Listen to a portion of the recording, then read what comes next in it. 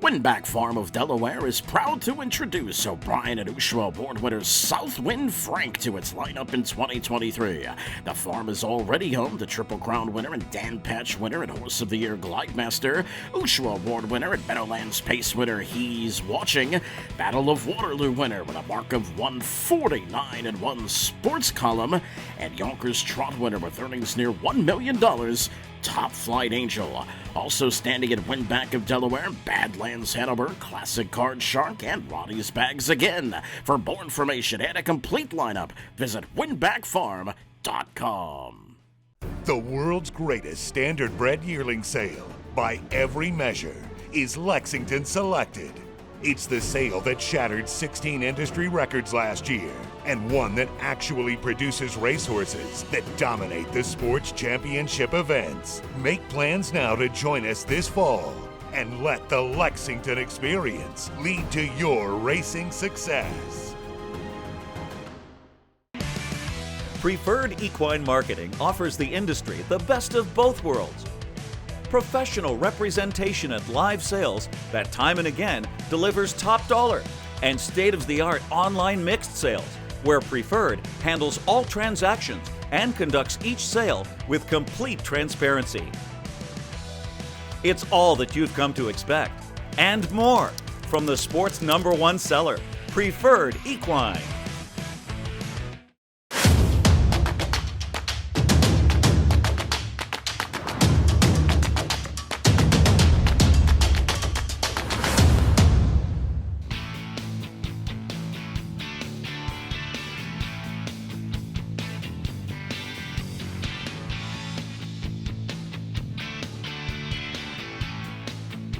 Erv, thank you for hosting us today at Southern Oaks. I first want to start off congratulating you. You're the third person to ever go over $100 million in training earnings. What does that mean for you and your stable? Oh, it means a lot just because it takes so much dedication, as you know, for training horses, help. I mean, it's a lot. It took a long time to get that done, but over the course of time, a lot of hard-working people worked for me, and that's how it happened. Take us back to your beginnings in harness racing. How did you start? I actually started, my story's a little funny because my dad liked horse racing, and he would deliver drywall goods or construction goods, and he'd stop by the county fairs to watch the races. You know, when he'd deliver something, he'd purposely go by, and I'd ride with him.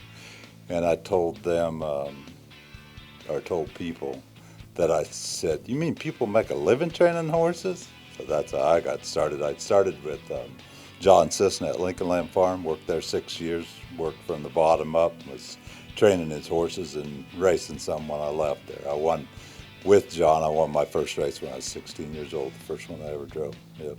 Wow, so also so many people in the industry, big names, have started out in your program.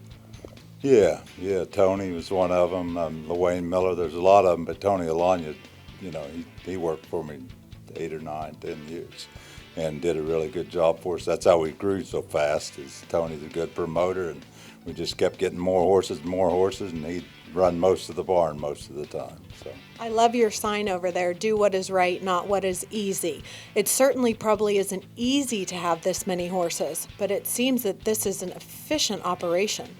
Yeah, my help right now is probably as good as I've had since Tony worked for us, you know, getting everything organized. But Atlee and Hannah and TT and Marvin, everybody does a really good job, and they really organize well, especially Atlee and Hannah.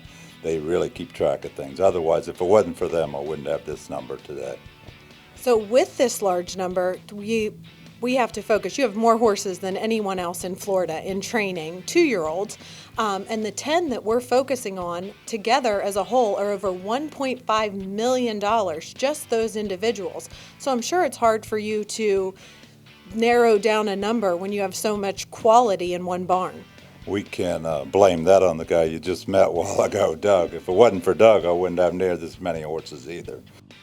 Doug, I've seen your name listed several times as the signer, but I've never got to meet you. It's nice to put a name with the face.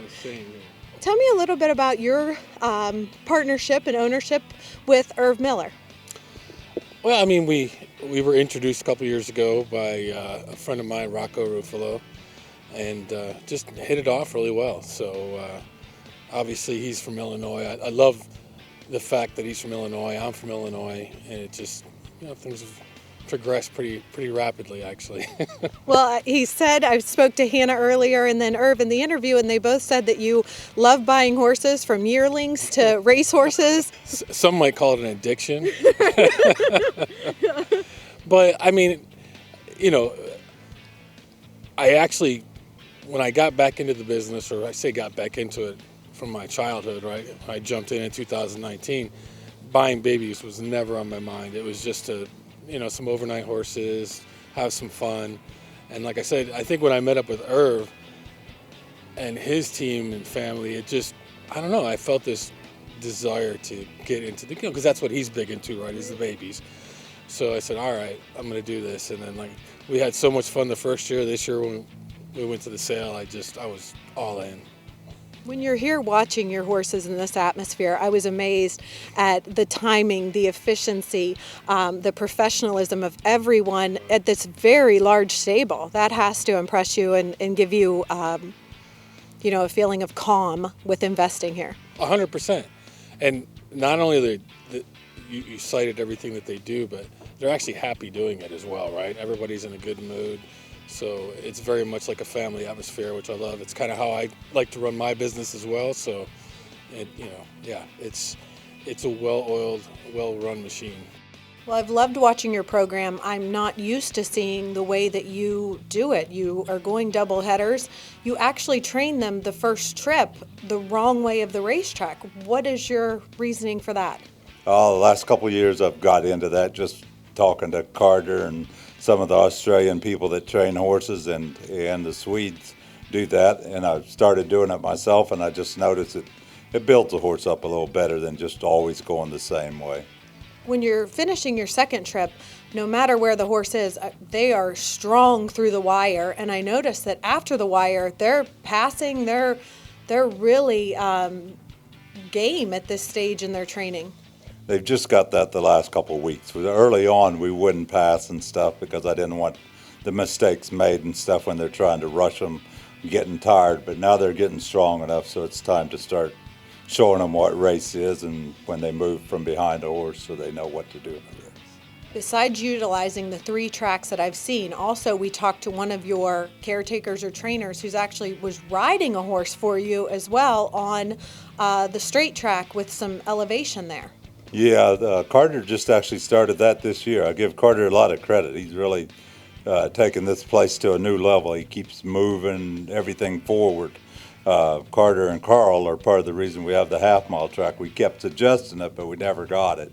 And then since they've been more in charge here, we got a half-mile track here about 5-6 years ago. And now this year he started the strip, the straight track up and downhill. And I got a 4-year-old here that had some hock trouble last year. So we've been running him under saddle up and down the hill some in between his other trainings, and it seems to be working. He's doing well. Well, from what I've observed, it looks like you are willing to use all different methodologies to get them to the racetrack. And you even have people ponying, you have things listed for turnout. I mean, you're doing a lot here efficiently while you're here for just a few short months. Yeah, it's just whatever the horse needs. I try to do, every horse is a little bit different, but I've also learned running horses is a good thing for certain horses. Some horses really progress further, get more advanced in how fast they can go and how they can do it if you run them, get their rear end a little stronger doing that, and we use that for some of them too. Let's move into your horses. First off, let's talk about Graceful Gala, a J.K. Evangelina filly, $39,000 at Hoosier. Yeah, she was the one actually I bought that I wasn't going to buy from looking at her, from my observing her at the farm. She's a big mare. She had a little offset right knee, and I was going to take a pass on her because I thought she'd sell well. She's out of a real good family, and when she come through the sale ring, I was around $20,000. I thought I had her bought. And then I ended up pushing, and of course Doug pushed me on to keep on going up to 39, and we ended up buying her for that. Now I'm glad we did. She's one of our better fillies. A Sweet Beach, $115,000, a Lexington filly. She's a really good training filly. She's a little tough to hook in the barn. She wants to move right now, so they've got a little method we use hooking her to get her to the track. But then on the track, she's perfect. She's one of the few fillies that, or few pacers that I've trained in a long time that I trained free-legged. She, I noticed right away when we put the hobbles on her, she didn't seem as free as she did when I'd see her on the track jogging. So I started training her without the hobbles, and knock on wood, she hasn't made a break yet, and she loves being free-legged. So we train her a slow trip with the hobbles, and when we go along a little, we train her free-legged. So what will you do when it comes time to qualify? We'll decide that when we get there. But you wouldn't be against racing her free-legged, or do you just hope that with time Right, she'll I'll become? just see what she'll tell us what she wants to do. The faster we go, she'll decide. But right now, she's as solid as any horse we got in the barn without hobbles. So. Moving on to the trotting fillies, Miss Kentucky, a Muscle Hill filly out of a Perfect Ruby, $105,000 purchase. Yeah, she's a really nice filly. Maybe a little over anxious training sometimes, but really light on her feet and just does what you ask, and pretty clean gaited, which is good for a Muscle Hill. Evangelina, a Chapter 7 filly out of Evie, Hanover, $250,000.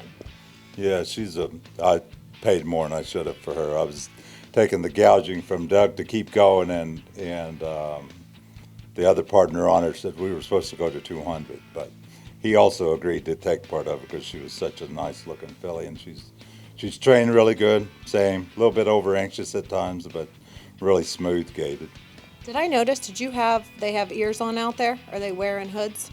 Yeah, she does. She has the ear hood. The other filly, the Muscle Hill filly, just had sponges, but that filly has an ear hood. She got a little way over aggressive early, but now she's settled in real nice. Trots real nice, goes wherever you want to go. I think we've trained them around 23, 24. So. Call option, a green shoe colt out of Nothing But Money, $385,000. Yeah, way too much money. I don't spend that much money anymore, but Doug also had it in his mind that he was buying one real top colt, and he kept looking over at my notes on the horse, and my notes at sale time were really good on him, and seeing him in the field and everything. But the horse is trained just like that. We had a little about 3 weeks ago that he had a foot bothering him a little bit. We took a little setback with that, but other than that, as you guys saw in the training, he's really trots nice and got a nice attitude so far. He broke well. You told us that was the first time that he had the head poles on as well. Right. A couple days ago, when you guys were here on Monday, I jogged him first time in the head poles. And today we trained him in the head poles, as you saw on the front the first time, last second. And he was a little wrestly with his head, but not bad. Let's move on to Dignitary, a Walner colt out of Princess Aurora, $150,000. Yeah, he's a really good colt. Actually, Carter Penske had raced his brother last year, and we watched him there at the Red Mall, and then this colt come up for sale in the sale, and I like the way he was made. He's real correct. A little bit bigger horse than some of the other Walners I've got, but he's just done everything perfect from day one, and he's one we've got a lot of hope for later on. Let's talk about Mr. Dad, a Father Patrick colt out of Domestic Diva, $130,000. Yeah, he's a really solid colt. Actually, Kentuckiana Farms bought back in on part of this horse because Bob really liked the horse the way they raised it. He was raised there. He's a real solid, strong horse. He was a little funny in his mouth. Still is a little funny in his mouth. He's actually the opposite from most trotters. You don't have to have much hold of him. He really trots better on a loose line than when you try to take a hold of him, but he's just got a real strong way of going. The pacing colts that you have, Number Cruncher, $72,000. Yeah, he's a big colt, Captain Crunch colt that's really got some size to him. And early on, he's a little immature. I think we turned him out for about a month, 3 weeks there, late December, early January, but here lately we really like him. He's really kind of growed into himself. He's strong, gets over the ground real easy. Do you have any problem turning them out like that when you see that they might be just a little colt sore? Give them a couple weeks and then bring them back in? What I've done a lot over the last couple of years, and one of the best horses I did that with was Ponda Adventure, the good Indiana bred, is I turned him out twice. He was really immature as a yearling, but then he ended up being my best colt, and he by far was not the best training colt, so that just kind of emphasizes how much they need the time. Port Royal Hanover, a Captain Treacherous colt, 170,000. Yeah, he's I think Pappy Rod's brother. He's a really nice colt. Same, he's a little bit immature. He's not been in with our best set yet because I wanted to give him a little bit more time. But he's always trained really good. He's trained good from the beginning. He just showed some immature in his knees and checks up front. So we just give him a little bit more time, but he's doing well. How often are you switching horses from different sets because one, needs a little more time or one is advancing quicker? Yeah, quite a bit, and I want to go with them. Some colts I want to go with, and I've got one in that set I already want to go with. So I'll move them around a little so I get to go with them, or like that colt, we put him with our lighter sets when we notice that because we don't want to get him too stretched out yet. So your family's all over the country. I saw Marcus racing in the East. Hannah, I heard, is going to be heading up soon to be at Hoosier. How do you manage all that family life and racing? They manage it themselves. I just am blessed to have them and have them be part of our business. So. I'm sure that they make you very proud. One of the other things that we wanted to talk to you about was the Indiana program. How has that changed? You were out west, you moved east, now you're going back towards the west again. Yeah, what's happened is we moved out east, which was the right decision because Illinois was no good at the time. And then we went back. We never left there all the way. We always had horses in Indiana. I had TT out there running that, and he'd have 20 to 30 horses. Then a couple of years ago when Allie and Hannah expressed the idea that they'd like to be in Indiana, that's when we picked up. Last year we had 50 or 60 there and had a really good run. And Indiana's program's really good. They've got a nice sire stake program with 8 legs and such a good final. And then they do such a good job having the lower ends too, where if your horse isn't the sire stake, you can still participate and make some money. So we've also had clients that would rather stay in Indiana because of that chance to make the money in different ways.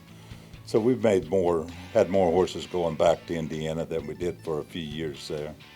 What is your ideal training number?